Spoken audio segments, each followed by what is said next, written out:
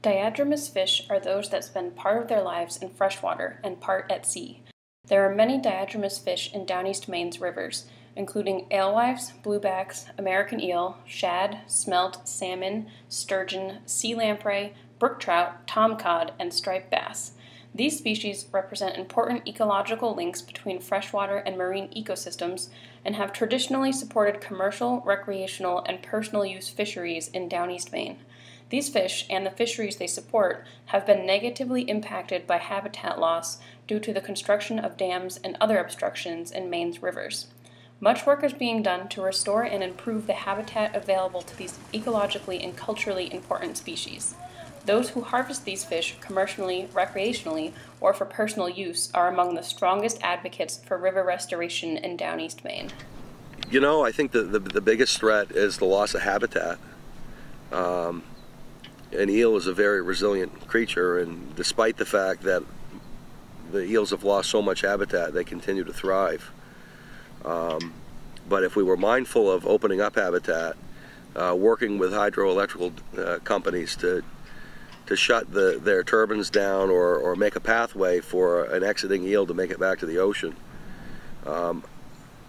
if we don't do that, I think that's the biggest threat.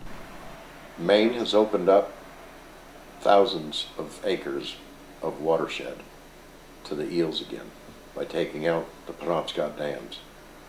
There's still one left that needs to be taken out, but the state of Maine has bent over backwards to save this, and it benefited the state of Maine because in 2012, you know, the revenue just for the fishermen was a $40 million revenue.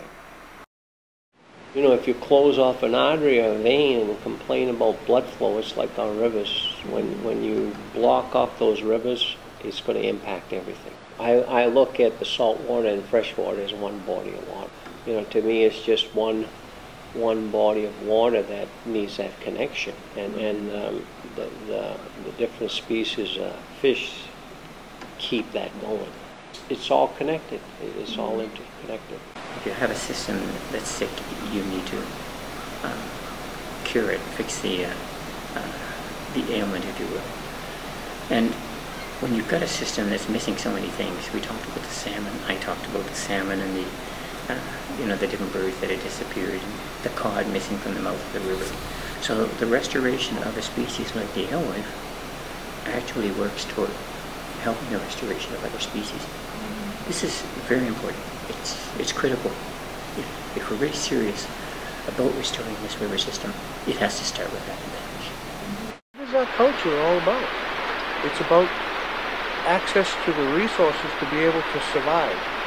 My work that I'm doing currently with our wives and river restoration is to make sure that the environment is capable of holding those resources for the future generations to be able to access and to survive off them. That is really central to our continued survival. Culturally, spiritually, and physically. I think it's noble and worthy work to try to help the ecosystems recover wherever they are. Whatever we see in front of us, if it's not as productive as it used to be, try to help in your little way to make it productive. And if we can't, just at least talk about it with people, educate people about it, be educated. That's what it's all about to me.